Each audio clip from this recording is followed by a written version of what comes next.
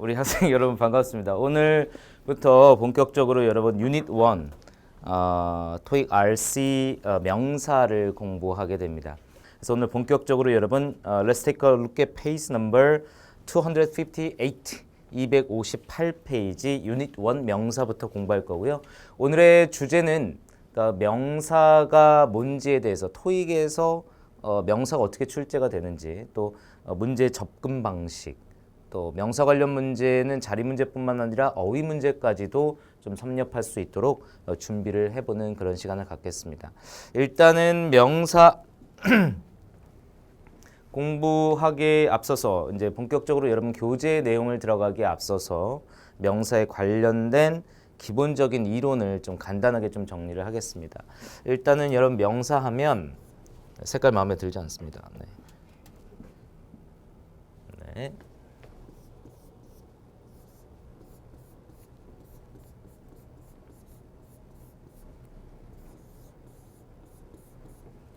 네, 기본적으로 이거부터 가죠. 명사의 자리와 명사의 어휘, 또 명사의 역할 이런 것들을 이제 한꺼번에 좀 알 수 있는 패턴 중에 하나인데 영어의 문장에서 가장 이상적인 단어의 배열이라고 생각하시면 됩니다. 그래서 명사, 동사, 명사, 전사, 명사 다음에 비동사 다음에 명사가 또 나온다라는 걸 알 수 있는데 일단 명사는 문장에서 주어 자리, 타동사의 목적어 자리, 전치사의 목적어 자리, 비동사의 보어 자리에 명사가 들어갈 수 있다는 개념. 그리고 명사의 역할은 문장에서 주어 역할, 타동사의 목적어 역할, 전치사의 목적어 역할, 비동사의 보어 역할을 할 수 있다는 개념입니다. 자, 그러면 제가 여러분한테 앞으로 이렇게 물어볼 겁니다. 명사의 역할이 어떻게 되죠? 라고 물어본다면 여러분은 명사는 문장에서 역할을 물어봤으니까 주어 역할, 타동사의 목적어 역할, 전치사의 목적어 역할, 비동사의 보호 역할이요 라고 이렇게 대답을 해 주셔야 되고요. 명사의 자리는 어딘가요? 라고 물어본다면 주어 자리, 목적어 자리, 보어 자리요 라고 얘기를 하시면 됩니다. 제가 말하는 대로 똑같이 여러분이 대답을 해 주셔야 됩니다. 명사의 자리는 어떻게 되죠? 문장에서 주어 자리, 목적어 자리, 보호 자리. 목적어 자리는 이제 두 가지로 나뉘어질 수 있는데 첫 번째는 타동사의 목적어 자리 그리고 전치사의 목적어 자리라고 얘기할 수 있습니다. 그럼 아예 그냥 이렇게 얘기하죠. 명사의 자리는 어떻게 돼요? 라고 물어보면 문장에서 주어 자리, 타동사의 목적어 자리, 전치사의 목적어 자리, 비동사의 보호 자리 이렇게 얘기하자. 오케이? 오케이. 자, 문장에서의 명사가 문장에서의 자리는 어떻게 되죠?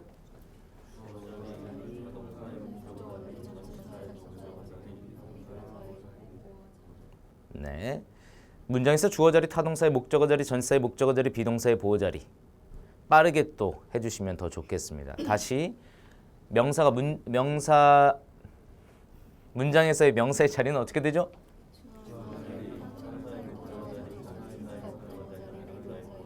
네, 그렇다면 명사의 역할은 문장에서 주어 역할, 타동사의 목적어 역할, 전치사의 목적어 역할, 비동사의 보호 역할이라고 얘기해 주시면 됩니다. 명사의 역할은 문장에서 주어 역할, 타동사의 목적어 역할, 전치사의 목적어 역할, 비동사의 보호 역할이라고 말씀해 주시면 된다라고 했습니다. 명사의 역할은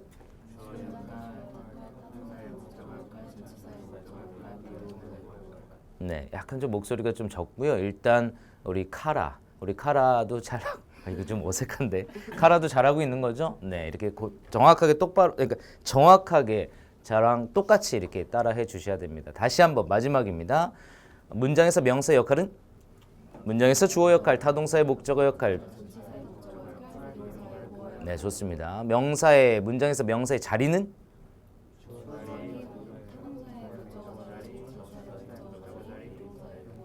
네, 간단합니다. 그래서 이 자리 이 자리 밑줄을 그어서 A, B, C, D 중에서 명사가 보기 중에 하나가 있다면 그 명사를 집어넣는 문제. 이게 바로 명사의 자리 문제가 되겠고요. 이 자리에 밑줄을 그어서 A, B, C, D가 모두 다 명사라면 문맥상 알맞은 명사를 집어넣는 명사 어휘 문제라고 보시면 되겠습니다. 명사의 자리 문제보다는 어휘 문제가 해석을 해야 하기 때문에 당연히 배점이 높을 수밖에 없고 명사의 자리 문제는 보통 평균적으로 전기토익에서 하나 정도 또는 많으면 3개까지도 출제가 되고 어휘 문제는 기본적으로 2개 이상이 출제가 된다라고 생각하시면 되죠. 맥시멈 전기토익에서 한 5개까지가 출제되는 부분이 바로 명사고 명사는 제가 전에도 말씀드렸지만 명사는 문장을 이루는 데 있어서 절대적인 품사다라고 얘기를 했습니다. 이 명사가 이제 가산명사와 불가산명사로 나뉜다라는 얘기가 나올 것이고 또 시험에 자주 나오는 명사들을 우리가 암기하게 될 것이고 체크업 테스트를 통해서 명사의 자리 또는 어휘 문제를 연습하게 될 겁니다. 우리 교재 258페이지 보시면 258페이지에 이제 대표적인 명사 문제 보기 유형이라고 이제 보기들이 나와 있지 않습니까? 보기를 보신다면 명사 자리 문제에서 A, B, C, D가 A가 protects, B가 protection, C가 protected, D가 protect 이렇게 나와 있죠. 그래서 각기 다른 품사가 나와 있고 보기 중 유일하게 명사가 B번 나와 있는 케이스. 이런 케이스가 바로 명사 자리 문제의 보기 유형이다라고 생각하시면 되겠고요. 그 오른쪽에 나와 있는 명사 어휘 문제는 value, opinion, condition, inspection 이래서 A, B, C, D가 모두 명사가 나와서 문맥상 적절한 명사 어휘를 고르는 문제가 되겠고요. 그 다음에 오른쪽 명사 어휘 문제 두 번째 employees 동사고요. employed 동사의 과거형이라고 볼 수 있겠고요. C번의 employment는 고용이라는 사물 명사라고 보겠고요.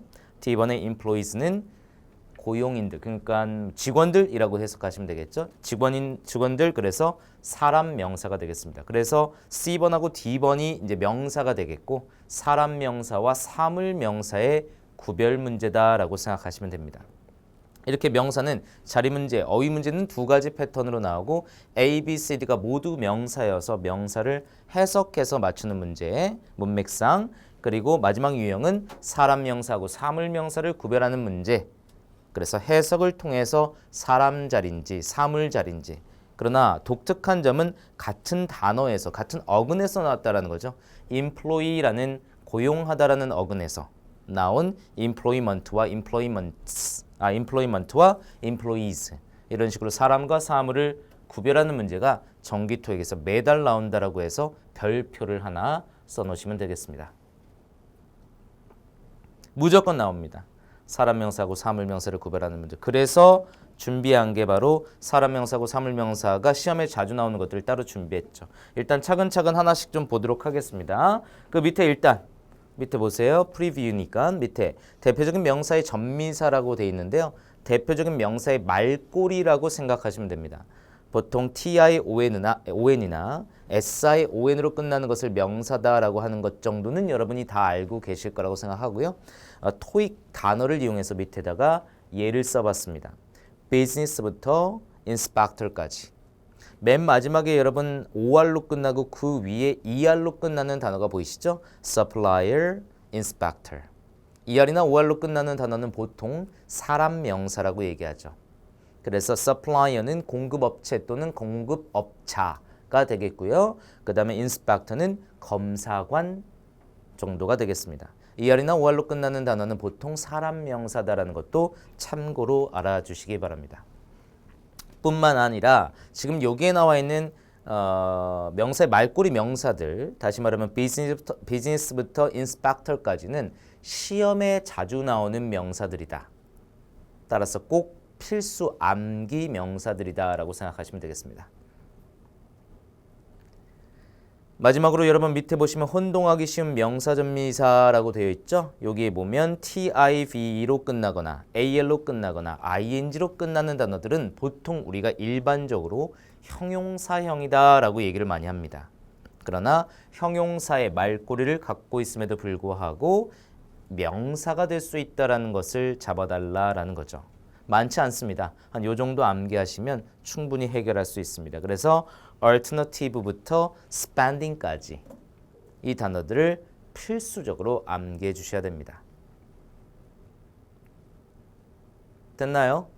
네, 칠판 보세요. 자, 일단은 명사의 자리는 문장의 주어 자리, 타동사의 목적어 자리, 전치사의 목적어 자리, 비동사의 보호 자리. 명사 역할은 문장의 주어 역할, 타동사의 목적어 역할, 전치사의 목적어 역할, 비동사의 보호 역할. A, B, C, D가 다 명사 갖고 있으면 명사의 보기가 나오면 명사 자리 문제 아닌 어휘 문제로 여러분이 해석해서 풀면 된다라고 했고, 이 자리 중 하나의 밑줄을 그었어. 예를 들어서 여기 밑줄을 그어서 A번은 동사, B번은 뭐 형용사, C번에는 명사, D번에는 명사가 나와서 하나는 사람, 하나는 사물 명사가 나와서 A번과 B번은 자리가 적합하지 않으니까 A번과 B번을 버리고 C하고 D 중에서 해석을 통해서 사람 명사하고 사물 명사를 구별하는 문제가 100% 토익에서 출제가 된다라는 얘기입니다. So far so good. 네, 좋습니다. 그럼 본격적으로 가보죠. 명사 역할 나오고 있어요. 자, 문장에서 주어 역할, 타동사의 목적어 역할, 전치사의 목적어 역할까지 포함시킨다라고 했었고요. 그 다음에 보호 역할을 할 수 있다라는 얘기가 나와 있고, 일단 첫 번째 문장의 주어 역할 the tickets 나와 있어요. 그 다음에 전사 플러스 명사. 우리가 기본기 다지기 수업 때 이런 얘기를 했어요. 전명구는 문장의 필수 요소가 아니다. 전명구는 문장에서 형용사 역할과 부사 역할을 할 수 있다라는 얘기를 했어요. 따라서 전치사 플러스 명사는 문장의 필수 요소가 아니며 전명구라고 얘기한다라고 했어요. 그래서 전명구 버려, 전명구 버려, 전명구 버려 이런 말에 익숙해져야 된다고 얘기했었죠. 그래서 이렇게 딱 있으면 최소한 여러분 영어는 토익 시험은 영어의 문장에서 시험에 출제가 되기 때문에 일단 문장이 되려면 최소한 주어 하나, 동사 하나는 있어야 된다라는 기본으로 주어를 잡고 더 플러스 명사, 동사를 잡고 전사 플러스 명사, 전명구를 묶어서 버리면 된다라는 거죠. 따라서 tickets, 티켓들이 will be sold, 팔릴 것입니다 라는 문장이었고, 여기 beginning tomorrow, 내일 시작으로, 그러니까 내일부터 팔릴 것이다 라는 얘기로 beginning tomorrow는 부사의 역할을 한다라고 얘기를 합니다. 나중에 또 얘기할 거고요. 일단 중요한 거는 the tickets라는 단어가 명사로서 문장에서 주어 역할을 했다라는 샘플을 지금 보고 계신 거다라는 거죠. 소파 속에. 두 번째입니다. Our products, 문장의 주어 역할을 했습니다. products, 전명구 버려, on the market, 전명구 버렸고 동사가 이렇게 나와 있습니다.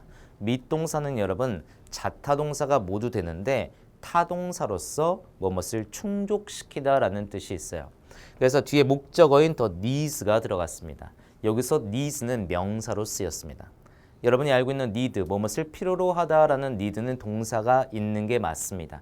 하지만 need가 s가 붙여서 needs 그래서 뭐 요구, 수요라는 개념으로서 명사도 된다라고 잡아두시면 되겠죠. 자, meet the needs라고 해서 여러분 시험에 패턴, 묶음 표현으로 많이 출제가 되기 때문에 따라 하셔서 암기를 해주시면 더 좋겠습니다. 자, meet the needs. 요구를 충족시키다. 욕구를 충족시키다? 그 말이 그 말. 자, 요구를 충족시키다. meet the needs. the needs가 보이면 밑동사를 찍어라 라고 할 정도로 굉장히 유명한 패턴 중에 하나입니다. 자, meet the needs. 암기하세요. meet the needs. 머릿속에서 해석까지 같이 하면서 읽으면서 한국말 해석과 같이 하면서 읽으면서 암기해 주세요. meet the needs. meet the needs. 주어가 뭐죠? Our products.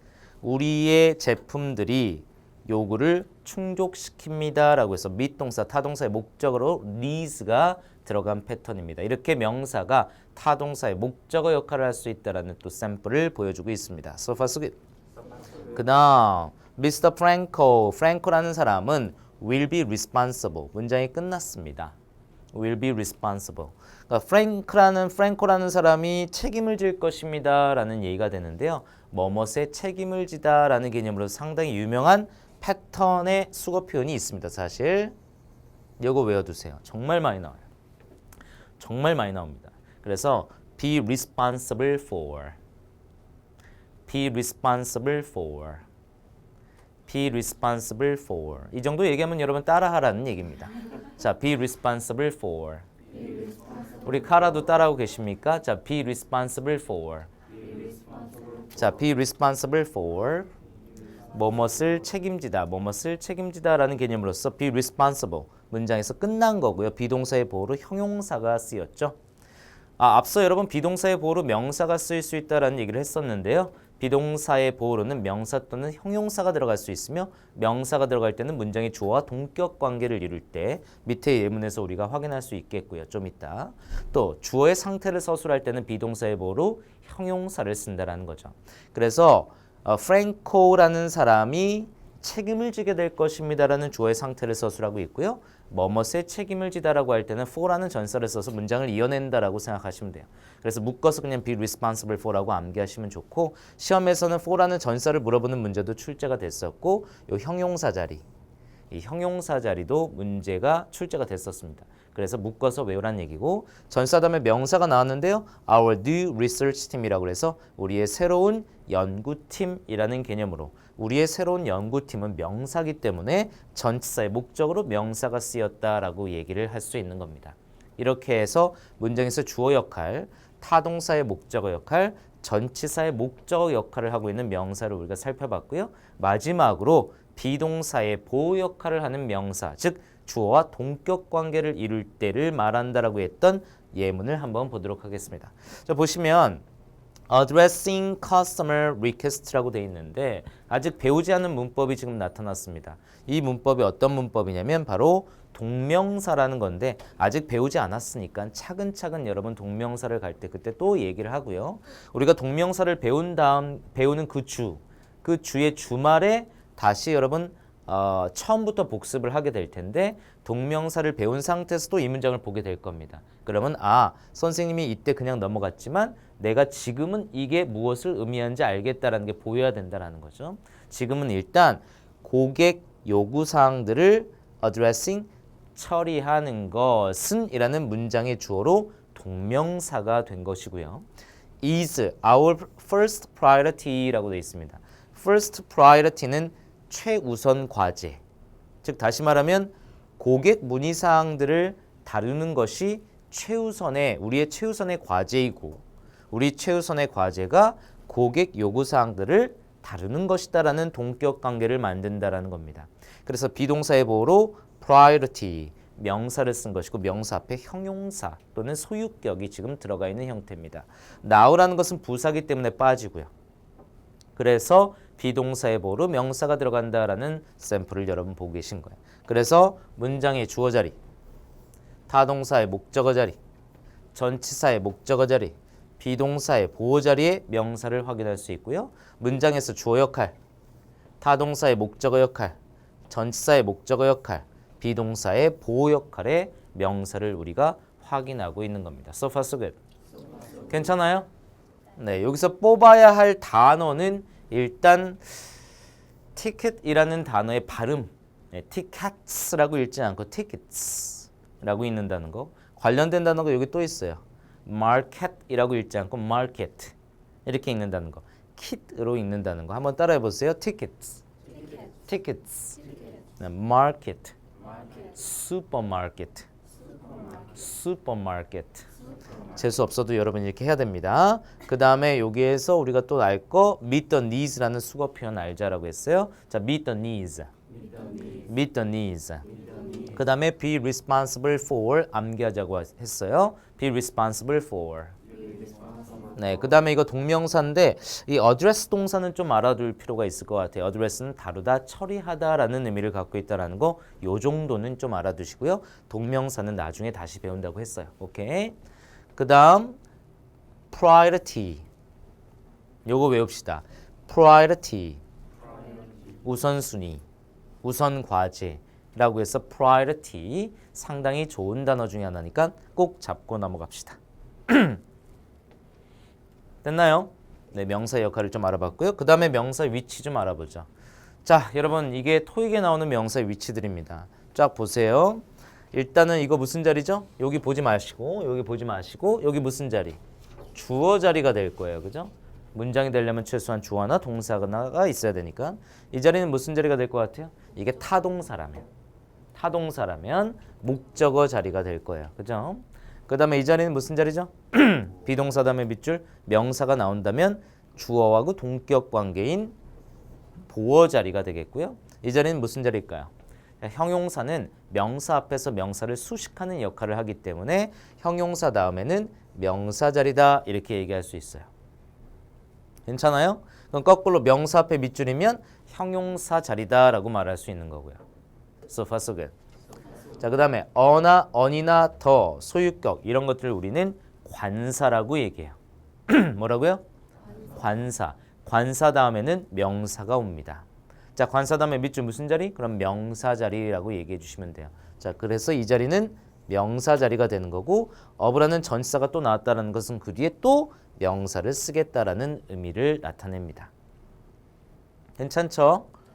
그 다음 some이나 many나 few나 a few, much, a little 이런 것들을 여러분 뭐라고 하냐면 형용사라고 하는데 부정 형용사라고도 얘기하고요. 이것들을 수량 형용사라고 얘기합니다. 디테일하게 뭐 굳이 나누자면 우리가 배울 건데 다시 나누자면 some이 여러분 무슨 뜻이냐면 몇몇의라는 뜻이에요. 자, 몇몇의라는 뜻은 몇 명을 나타내는 걸까요? 3명? 5명? 7명? 100명? 200명? 모르죠. 정해져 있지 않은 수. 정해져 있지 않은 수지만 몇몇의 무엇들, 몇몇의 무엇 이렇게 해서 명사를 수식하는 관계를 만드는 형용사다. 정해지지 않은 수를 나타낸다고 해서 부정. 그리고 명사 앞에서 명사를 수식한다고 해서 형용사. 그래서 우리는 some을 부정 형용사라고 얘기합니다. 괜찮아요? 그 다음에 여러분 many는 무슨 뜻이에요? 많은. 많은도 역시 부정 형용사라고 얘기할 수 있지만 또 다른 말로 수량을 나타낸다고 해서 수량 형용사라고도 얘기합니다. 이렇게 부정 형용사나 수량 형용사 다음에는 명사가 온다라고 잡아두시면 돼요. 괜찮은요? 네, 그 다음 준동사 아직 안 배웠어요. 투부정사하고 동명사하고 분사라는 게 있어요. 이게 또 명사를 동반할 수가 있습니다. 네, 네 방송사고입니다. 네. 내가 말하는 거 잘 못 알아들었어요. 뭐 이런 거지, 그지? 아무튼간에 여러분 투부정사에서 투부정사라는 것은 간단하게 투 다음에 동사 원형이라고 하는 건데 이 동사가 타동사라면 그 뒤에 또 다른 목적어를 쓸 수 있고요. 그 목적어 자리에 명사가 올 수 있다라는 얘기를 하는 거예요. 또 동명사도요, 여러분 타동사에 ing를 붙인 형태라면 그 뒤에 목적어를 또 쓸 수 있고요. 이 목적어 자리에 명사가 올 수 있어요. 그리고 여러분 현재 분사라는 게 있는데 명사 뒤에서 명사를 이렇게 수식하는 현재 분사가 있어요. 그냥 듣기만 하세요. 그러면 만약에 타동사에 ing를 붙인 형태라면 그 뒤에 또 다른 목적어 명사를 쓸 수 있다라는 거예요. 준동사는 동사에 준한다라고 해서 동사의 성질을 갖고 있다는 얘기거든요. 그래서 이건 나중에 얘기할 거예요. 아무튼 간에 준동사 다음에도 명사가 올 수 있다라는 개념 잡아만 주시고요.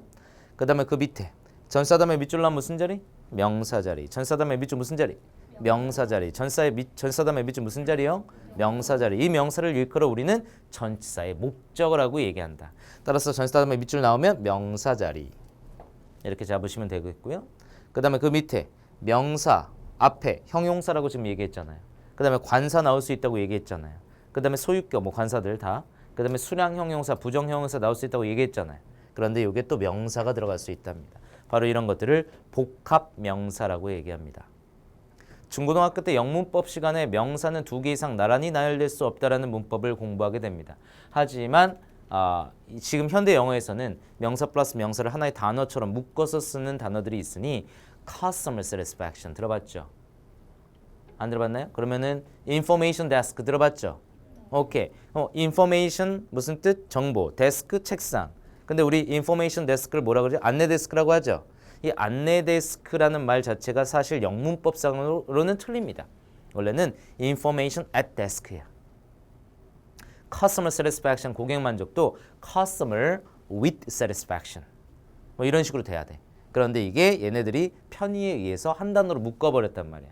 그래서 고객 만족을 customer information, 아니 customer satisfaction, 뭐 안내 데스크를 뭐 information desk 이런 식으로 묶어서 얘기했기 때문에 이런 토익에 나오는 복합 명사를 암기해둬야 명사 앞에 밑줄이 나왔을 때 형용사 자리인지 명사 자리인지를 구별할 수 있다는 거죠. 그래서 여러분이 넘어가야 할 산 중에 하나가 복합 명사, 즉 명사 앞에 밑줄이 그어졌을 때 요 자리인지 형용사 자리인지 요 자리인지 명사 자리인지 이거를 구별하려면 복합 명사, 즉 하나의 명사, 이 복합 명사를 꼭 암기해놔야 된다는 거죠.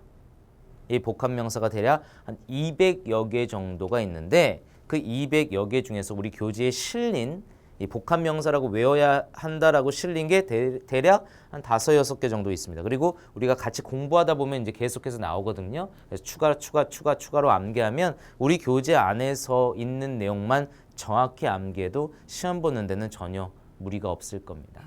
So far so good? 네, 이렇게 되는 겁니다. 그래서 이거를 오른쪽에 여러분이 이제 공부하실 때는 딱 가려놓고 문장의 주어 자리, 타동사의 목적어 자리, 비동사의 보호 자리, 형용사 다음 명사 자리, 소유격, 관사 다음에 명사 자리, 부정 형용사, 수량 형용사 다음에 명사 자리, 준동사의 목적어 뭐 명사 자리, 전사 다음에 명사 자리, 복합 명사 자리 이렇게 알아두셔야 된다는 얘기죠. 그래서 연습할 때 이런 식으로 연습할 수 있도록 하십니다. 이게 바로 토익에 나오는 명사 자리 전부입니다. 무조건 이 중에 여러분 시험 보시게 되면 무조건 이 중에 하나는 나와요. 무조건. 예외가 없습니다. 그래서 밑에 예문 보시면 please 나왔어요. 문장의 시작을 please라고 뿌린다면 명령문이구나 라고 생각하시면 돼요. 그럼 명령문의 시작은 동사 원형으로 시작한다. 뭐라고요? 네, 짧게 얘기하지 마시고 제가 말한 대로 똑같이 얘기해야 됩니다. 명령문의 시작은 동사 원형으로 시작한다. 뭐라고요? 네, 그러면은 명령문은 동사 원형으로 시작하는데 그 명령문을 조금 약간 부드럽게 하기 위해서 please 정도를 붙일 수 있다. 그렇다면 이 말은 please 다음에 밑줄이 나오면 동사 원형 자리다라고 생각하시면 된다. 자, please 다음에 밑줄 나면 무슨 자리? 그래서 please 다음에 밑줄 나와서 following이냐, follows냐, followed냐, follow냐 나온다면 여러분은 follow를 찍으면 된다라는 거고 왜? please가 보여줬으니까 명령문이라는 것을 그러면 명령문의 시작은 동사 원형으로 시작하므로 follow를 찍어주시면 된다라는 게 불과 며칠 전 정기톡에서 시험에 출제가 됐습니다. 곧잘 나와요 되게. 그러면 follow 타동사예요. 그러면 타동사 다음에 밑줄이 나면 무슨 자리? 목적어 자리. 이 목적어는 뭐가 될 수 있다? 명사가 될 수 있다. 따라서 the information이 나온 거예요. 그래서 한마디로 information을 follow 해주세요 라는 개념이 되죠. 해석하는 거 어렵지 않죠? 네, 그런데 이제 below가 나왔어요. below는 아래의 부사. 그러니까 아래의 정보를 따라주세요. 이런 얘기가 돼요. 그리고 나서 어떤 정보냐? 당신의 상황과 관련된 정보라고 해서 형용사절이라는 거예요. 이게 관계사절이라는 건데 이런 것들 우리가 차근차근 배워나갈 거예요. 중요한 건 지금 타동사의 목적어 자리에 명사가 올 수 있다는 거고 그 명사 앞에 관사 더가 붙을 수 있다는 거죠. 오케이? 괜찮아요?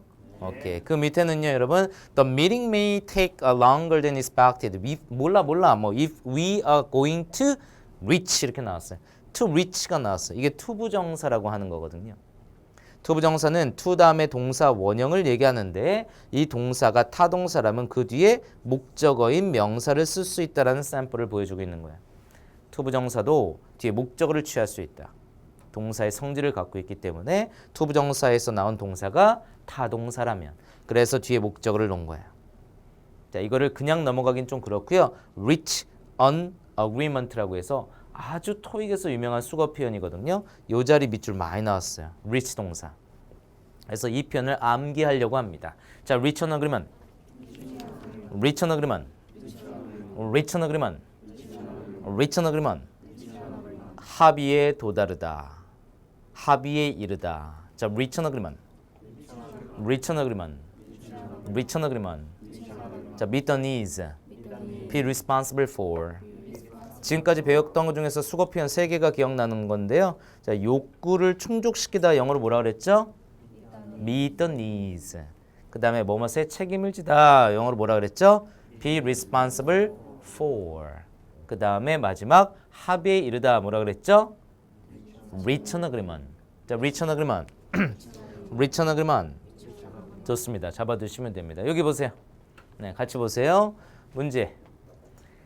문장은 최소한 주어 하나, 동사 하나가 있어야 된다. 전명문은 문장의 필수 요소가 아니다라는 내용만 알아도 이 문제를 쉽게 해결할 수 있을 것 같습니다. 여러분은 지금 오프라인에서 수업 듣고 있는 여러분은 이렇게 체크업 테스트 문제를 풀 때는 여러분 교재를 보면서 하지 마시고 체크하지 마시고 이 내용만 보시면서 확인하시고 그 다음에 이제 개인 공부하실 때 오늘 복습을 하실 때 체크업 테스트를 직접 풀어보고 2번 풀어볼 수 있게 그렇게 하시고요. 그럼 여러분 빠르게 전사 플러스 명사를 묶어버립니다. 그리고 can be renewed 동사 확인하고요. 빈칸의 자리가 문장의 주어 자리겠구나라고 판단해서 보기 중 문장의 주어가 될 수 있는 subscriptions라는 C번을 선택합니다. 간단하죠? 이런 문제가 토익에 나와요? 안 나와요? 나와요. 네, 기본적으로 나와요. 그럼 맞춰주면 돼요. 너무 쉽잖아요. 근데 문제는 뭐냐? A, B, C, D가 다 명사일 때를 생각하라. 그래서 개인적으로 여러분이 공부를 하실 때는 A, B, C, D가 다 명사라고 생각을 하세요. 자, 복습을 해요. 내가 복습을 하는 거야. 문장의 주어 자리니까 보기 중에서 주어 역할을 할 수 있는 명사 C번이 정답이야 라고 넘어가신다면 도움이 되는 게 아니에요. 만약에 내가 A, B, C, D가 다 명사였다면 맞출 수 있었겠는가를 생각하시는 거예요. 그래서 해석을 해보는 거죠. 해석을 할 때 단어를 모르는 게 있으면 찾아서 공부를 해야 되는 거죠. 그게 공부죠. 그렇죠? 여러분이 만약에 subscribe라는 단어를 모른다고 쳐요. 근데 만약에 이 문제를 통해서 subscribe라는 단어를 몰라도 맞출 수는 있잖아요. 그럼 subscribe를 이용해서 만약에 그에 어울리는 전치사 to가 딱 밑줄이 나오면 못 맞춘다라는 거잖아요. 그리고 subscribe라는 단어가 뭐 독해를 하다가 나왔는데 해석을 못하면 여러분 독해 문제 못 맞추는 거잖아요. 그래서 subscribe를 찾아보면 정기 구독하다라는 의미로서 어울리는 전치사가 to다 이런 식으로 나온다고요. 그러면 뭐뭇을 정기 구독하다라고 해서 to 이하에는 어떤 잡지명 같은 거 많이 나와요. 여기도 나왔을 거예요. 그죠? 그래서 이 문제에서 여러분 키 끝 명사 자리 알아놨는데 여기에 밑줄이 나오면 내가 준비했지라고 해서 subscription을 보고 to라는 전사를 찍어낼 수도 있도록 그렇게 준비하는 거예요. 해석도 해보는 거예요. 아직 문법이 안 돼도 그냥 막 해보는 거예요. 어떤 잡지 나왔는데 잡지의 구독은 can be renewed 모르면 됐어. 사전 찾아보면 돼. 그래서 수동태를 몰라 괜찮아. 그냥 사전 찾아봐서 이렇게 하는구나. renew가 갱신하다.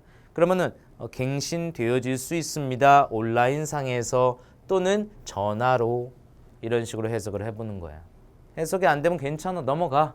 일단 배우지 않은 것들이니까. 우리 수동태 안 배웠잖아. 그리고 등위 접속사 안 배웠단 말이야. 전사도 안 배웠어. 다 가르칠 거야. 그때 또 다시 볼 거야 이 문장을. 서파 속에. 좋아요. 그 다음 두 번째 문제 여러분. 여기 보시면 요거 보이세요? 요거? 그죠? 여러분 그 명사에다가 어포스트로피 s를 붙이면 소유격이라고 얘기해요. 그래서 이걸 해석할 때 뭐뭐의라고 해석해요. 근데 지금 어포스트로피 s가 없죠. 왜 없냐면 앞에 복수로 이렇게 돼 있기 때문에 s로 끝나는 단어에다가 어포스트로피 s를 붙이면 이걸 읽을 때 스스 거려야 되잖아요. 그래서 마지막 어포스트로피 다음에 있는 s를 생략을 하는 거예요. 그래서 이게 직원들의 이렇게 해석되는 거죠. 그리고 더 앞서 나아가서 여러분 thanks to 따라해보세요. thanks to 이게 전사예요. 전사. 그럼 전사 다음에 뭐가 나온다? 명사가 나온다. 근데 명사가 나왔단 말이야. all employees라는 명사가 나왔단 말이야. 그런데 어포스트로피가 있어. 그럼 모든 직원들의 뭐가 나와야 돼? 명사가 나와야 된다. 그럼 빈칸의 자리는 명사 자리가 분명하다라고 판단하고 보기 중에서 명사인 B번 헌신이라는 데디케이션을 찍어내는 문제 유형이다라는 거야. So far so good. 오케이. 자, 첫 번째 문제 보세요. 문장의 주어 자리를 판단하라. 문장의 주어 자리를 판단하기 위해서는 전명구를 버릴 수 있어야 된다. 그리고 동사를 확인한 후 문장의 주어 자리가 맞으면 보기 중 명사가 하나 있으면 그거 찍고 명사가 2개 이상 찍으면 해석한다. 두 번째, thanks to를 알아야 된다. 전사다. 전사다면 명사가 나오고 그 명사에다가 어포스트로피 s를 붙이면 소유격으로서 또다시 명사 자리가 된다. 그런데 여기 s가 없는 이유는 앞에 s로 끝났기 때문에 뒤에 s랑 반복이 된다면 뒤에 s를 생략한다. 따라서 빈칸은 명사 자리가 분명하고 보기 중 명사가 하나가 있다면 명사를 선택하고 명사 2개 이상이 나열되어 있다면 해석을 통해서 명사를 잡아낸다. 위에 거는 구독이 갱신되어질 수 있다라는 내용이었고 밑에 거는 직원들의 헌신 덕택에라는 개념으로서 직원들의 헌신이라는 dedication, 구독이라는 subscription을 암기해 두자. 됐나요? 오케이, 좋아요. 그다음 명사에는 크게 가산명사와 불가산명사로 나뉘어진다라고 합니다. 명사는 가산명사와 불가산명사로 나뉘어진다. 명사는 가산명사와 불가산명사로 나뉘어진다. 가산명사는 countable noun이라고도 얘기하고 다른 말로 셀 수 있는 명사라고 한다. 불가산명사는 uncountable noun이라고도 얘기하며 셀 수 없는 명사라고도 한다. 그럼 제가 가산명사죠. countable noun이죠. 셀 수 있는 명사죠. 같은 말이고요. 불가산명사죠. uncountable noun이죠. 셀 수 없는 명사죠. 같은 말인 겁니다. 자, 그럼 가산명사와 불가산명사로 나뉜다는 얘기는 가산명사의 특징과 불가산명사의 특징이 다르다라는 거고, 그 가산명사의 특징은 뭐냐? 단독으로 사용할 때 단수가산명사는 이렇게 부정관사 어와 함께 쓰인다라는 거예요. 그리고 복수로 쓸 때는 이렇게 s를 붙인다라는 특징을 갖고 있습니다. 여러분이 알고 있는 단어 아무거나, 여러분 지금 여러분 눈앞에 있는 책, 북이 있습니다. 이건 명사입니다. 그죠? 지구상에 존재하는 모든 영의 명사는 가산과 불가산으로 나뉘어진다. 그럼 이게 가산 아니면 불가산이란 얘기야. 이거 셀 수 있는 명사입니다. 그래서 이렇게 단독으로 쓰일 때는 앞에 어라고 쓰던가, 만약에 어가 없으면 s를 붙여서 복수형으로 써야 된다라는 얘기예요. 이해돼요? 그럼 여러분 전사담의 밑줄이 나왔어요. A번 북이에요. 정답이 될 수 있나요? 없나요? 없습니다. 없다고요. 왜? 북이 정답이 되려면 빈칸 앞에 어가 있던가 아니면 여기에 s가 붙어 있던가. 이거를 꼭 기억해 두셔야 되는 거예요. 가산명사의 특징입니다. 물론 더는 올 수 있습니다. 더는 가산명사의 단수형과 복수형이 모두 다 올 수 있습니다. The book, the books 가능합니다. 그리고 소유격도 마찬가지입니다. 소유격 나의, 너의라고 말하는 my book, my books 이건 가능합니다.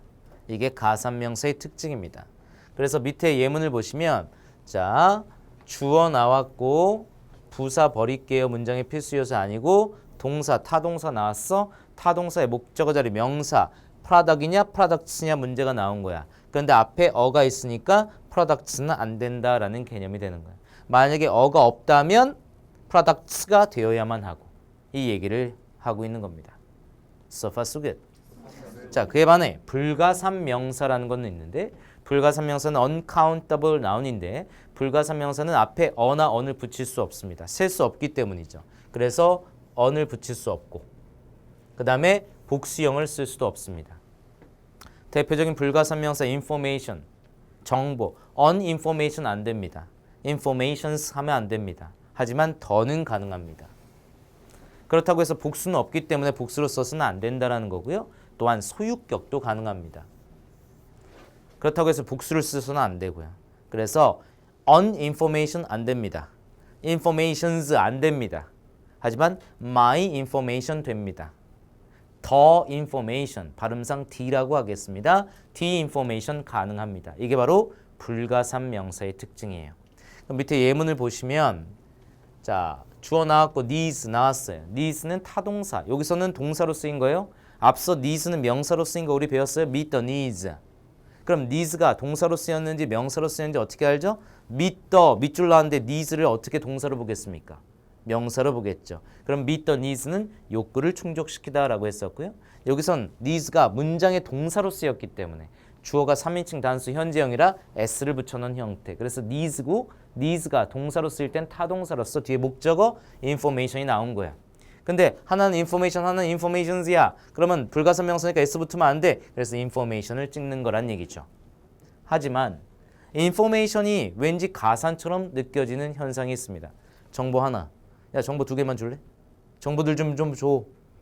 그래서 혼동하기 쉬운 이렇듯 불가산 명사가 여기 밑에 있으니 knowledge, furniture, assets, advice, baggage, luggage, merchandise, clothing, equipment 정도의 불가산 명사 정도가 있으니까 이거를 모두 다 다음 시간까지 암기를 해주셔야 됩니다. 근데 중요한 건 머릿속에서 이 명사, 불가산명사를 암기하면서 이런 생각을 하셔야 되는 겁니다. luggage를 암기했다. 그러면 luggage 안 돼, luggages 안 되는 거야. 생각을 하면서. 그리고 내가 암기한 불가산명사 외에 다른 단어가 나왔다. 그러면 여러분 모두 가산명사라고 생각해 주시면 됩니다. 전사 다음에 밑줄이 나왔어요. A번에 명사가 딸랑 하나 나왔어. 그럼 내가 암기한 불가산명사가 아니야. 이거 가산명사야 그럼. 그러면 이제 A는 안 된다고 생각하면 돼. 내 말 이해돼 지금? 근데 B번에 명사에 지금 복수형이 이렇게 나온 거야. 나 이 단어를 몰라. 이 단어를 모른다고. 그럼 내가 암기한 불가산명사가 아니면 가산명사라고 생각하라고. 오케이? 그러면 가산명사니까 이 같은 단어에다가 지금 하나는 단수형 하나는 복수형 이렇게 나왔다고 생각하면 돼. 그러면 나 이거 모르는 단어야? 그럼 전사 다음에 밑줄이야? 그러면 이거 불가산명사 아니야. 왜냐면 내가 외운 불가산명사가 아니면 다 가산이야. 그럼 이거 가산이야. 그러니까 이거 안 되겠지. 이거 찍자. 이렇게 가면 된다라는 거죠. 오케이? 이렇게 자신감을 좀 얻으려면 확실히 불가산명사를 분명히 구별해서 암기해 두어야 된다라는 얘기예요. 소파 속에. 그다음 이렇게 해서 가산명사하고 불가산명사가 있다 보니까 여러분 혼동스럽다. 그래서 정기토익에 나오는 가산명사와 불가산명사를 확실히 구별할 수 있도록 이렇게 정리해 놓은 게 있습니다. 바로 여러분 이건데요. 자, 예를 들어서 봐요. 전사 다음에 밑줄이 나왔어요. A번에 펀드가 나왔고요. B번에 펀딩이 나왔어요. 정답은 뭘까요? 보통 일반적으로 이 문제를 풀 때 학생들이 다 A를 씁니다. 그 이유는 펀드가 자금이라는 명사가 있기 때문이에요. 그럼 전사 다음에 밑줄 명사 들으니까 당연히 A를 찍겠죠. 하지만 펀드는 내가 암기한 불가산명사가 아니야? 그럼 가산이란 얘기야. 그럼 펀드가 정답이 되려면 어가 있거나 S가 붙어야 된다는 얘기지. 그래서 A가 아니야. 정답은 B였어. 그럼 왜 B가 정답인데? 명사의 말꼬리도 아닌데 알고 봤더니 펀딩이 명사로 자금 조달이라는 불가산 명사가 있었다는 얘기예요. 제 말 이해되십니까? 그래서 정답이 B번이 될 수밖에 없었다라는 거죠. 이것을 구별하기 위해서 선생님이 정리해 놓은 게 바로 위에 겁니다. 느껴져요? 느낌 와요? 이 느낌 오는 거 맞아요? 정말이에요? 오케이. Thanks to 품사로 뭐라 그랬어요? 전치사라고 했습니다. Careful 품사로 뭐 같아요? 형용사입니다.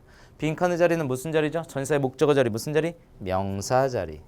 보기 중에 명사 여러분 planned 명사, planner도 명사예요. ER이나 OR로 끝나는 거 사람 명사라고 했고요. 그 다음에 이건 모르겠고 그럼 이거 안 되겠다. 그럼 두 개 중에 하나 이렇게 생각합니다. 그러면은 신중한 계획자 덕분에 나쁘지 않아요. 신중한 계획 덕분에 나쁘지 않아요. 그래서 뭐 이렇게 풀다 보면 뭐 C번으로 많이 풀게 돼요. 하지만 플래너하고 플랜은 가산명사라는 거죠. 가산명사는 그 앞에 어나 언을 붙이거나 아니면 s나 es를 붙여 복수형으로 만들어야 된다는 거예요. 따라서 여기에서 정답은 A번과 C번이 될 수 없고 D번이었다. 그 이유는 플래닝이 불가산이기 때문이다. 이걸 알려면 요걸 알아야 된다니까. 가산과 불가산으로.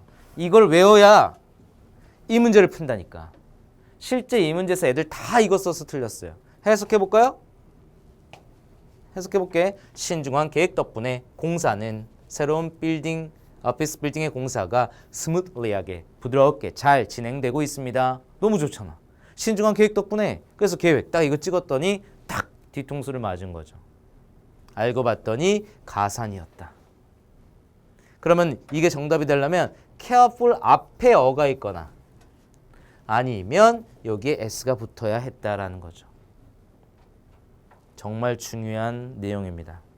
So far so good. 네, 아주 중요한 내용이에요. 자, 그 다음 여러분 전사 다음에 밑줄 나왔어요. 무슨 자리? 여러분 전사 다음에 밑줄 무슨 자리? 명사들 보기 중에 명사처럼 보이는 걸 골라봐요. 이거 명사처럼 보여요. 이거는 형용사처럼 보이지만 여러분 암기한 게 있어요. AL로 끝나는 명사라고 해서 의외의 말꼬리 명사가 또 있어. 이건 명사처럼 안 보여. 이것도 명사처럼 보여요. 난리 났다. 그럼 해석해야 될 것 같아요? 아니요. 해석할 필요가 없었다. 왜? 이 명사와 이 명사는 가산이기 때문이다. 그럼 이 명사와 이 명사가 정답이 되려면 앞에 어가 있거나 s가 붙어야 된다. 그러면은 이게 정답이 된다. A번. 그럼 A번은 불가산이란 말인가? 네, 맞다. 그러면 가산과 불가산만 여러분 구별할 수 있었더라도 시간의 절약을 할 수 있다는 거죠. 문제를 풀 때 실제. 이게 가산과 불가산 명사의 구별 문제라는 겁니다. 딱 결국 하나 아니에요? 명사의 자리 알았어. 보기가 나열되어 있는데 보기가 이렇게 2개 이상 명사가 나왔어. 가산, 불가산 문제. 가산, 불가산 구별 문제가 이런 문제들이야. 그럼 이런 문제를 맞추기 위해서 내가 가산과 불가산을 암기해. 특히 불가산을 더 많이 암기하는 게 좋아. 왜냐면 가산보다 불가산이 현저히 적기 때문에. 9대 1. 그래서 내가 암기를 불가산 명사를 해놓으면 내가 모르는 불가산 명사, 내가 모르는 명사가 나오면 무조건 가산 명사라고 생각하자라는 거지. 오케이? 오케이. 이 상태에서 여러분 가산 명사와 불가산 명사 앞에 오는 한정사가 또 나눠진다. 가산 명사 셀 수 있는 명사 앞에 올 수 있는 한정사가 따로 있고 셀 수 없는 명사 앞에 올 수 있는 한정사가 따로 있다라는 거야. 그래서 셀 수 있는 가산 명사, 단수 가산 명사 앞에 오는 것들, 복수 가산 명사 앞에 오는 것들, 불가산 명사 앞에 오는 것들, 또 가산 불가산 다 올 수 있는 것들을 나눠서 공부를 해야 된다라는 거죠. 이게 좀 헷갈릴 수 있다. 그럼 밑에 예문 보시면 many 나왔어. many는 가산 명사의 복수형만 와.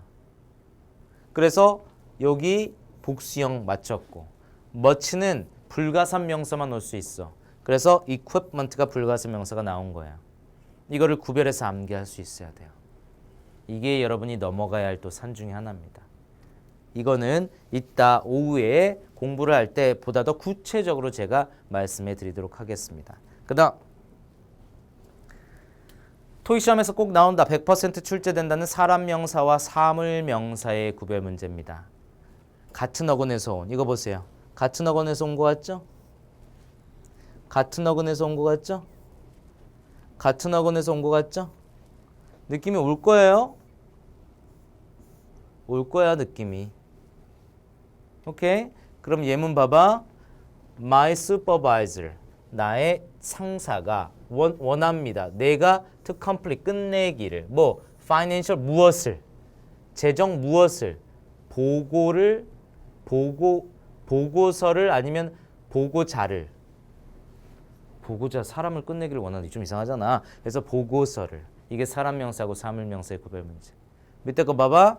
당신은 할 수 있다, 보낼 수 있다. 당신의 레즈메와 그리고 무엇을 신청서를 아니면 신청자들을 신청서겠지. 그래서 applications가 되는 것처럼 이렇게 사람 명사하고 사물 명사를 구별하는 문제가 정기토에서 출제가 된다. So far so good. 마지막으로 복합 명사까지.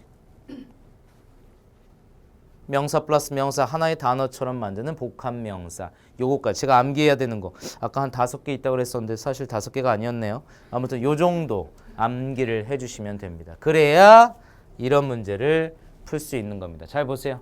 look. 마지막이야. 전면구 버려. 버렸어. 그럼 무슨 자리? 주어 자리. 사실 이게 주어가 될 수 있어요. 주어가 될 수 있는데 일단은 투부정사를 배우지 않았으니까 투부정사를 공부하고 다시 와서 복습할 때 왜 안 되는지 느껴봐. 그 다음에 이거 visit 방문이라는 명사도 있어요. visiting 이것도 주어가 사실 될 수 있어요. 동명사라고. 그럼 동명사 배우고 딱 와서 이게 왜 안 되는지 느껴봐.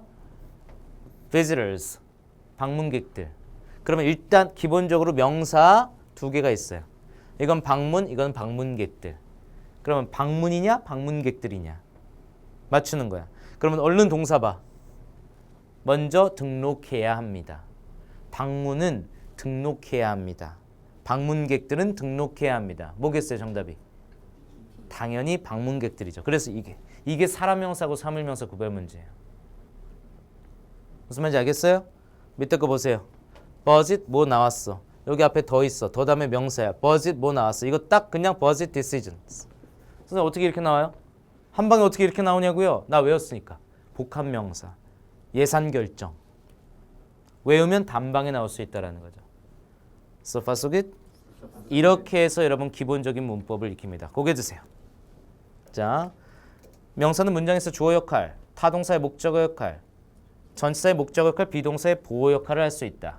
그 두 번째, 명사는 문장에서 주어 자리, 타동사의 목적어 자리, 전치사의 목적어 자리, 비동사의 보호 자리에 올 수 있다. 오케이?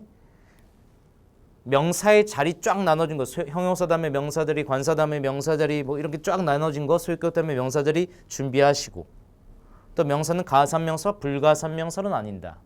그래서 혼동되는 불가산명사를 암기해두자. 가산명사는 그 앞에 어나 언을 쓰고 그 다음에 명사에 s나 es를 붙여야만 한다. 불가산명사는 어나 언을 쓸 수 없고 s나 es를 붙일 수 없다. 하지만 가산이든 불가산이든 관사 중에서 소유격 또 더 같은 거는 올 수 있다. 가산명사와 불가산명사 앞에 오는 수량형용사가 따로 있다. many 다음엔 가산명사의 복수형, much 다음엔 불가산명사 이렇게 따로 있다. 그리고 같이 올 수 있는 것도 있다. 그래서 나눠서 구별해서 암기해야 된다. 사람명사하고 사물명사를 구별하는 문제가 전기토에서 출제가 된다. 같은 어근에서 온 apply라는 어근에서 온 applicants냐 application이냐 이런 것들. 그리고 여러분 이런 것도 있다. 혼동되기 쉬운 가산명사 불가산명사 할 때 plan, planning, ticket, ticketing 이런 것들을 암기해야 된다라고 얘기했었어요. 기억나시죠? 그 다음에 마지막으로 복합명사까지. 오늘 여기까지 하겠습니다.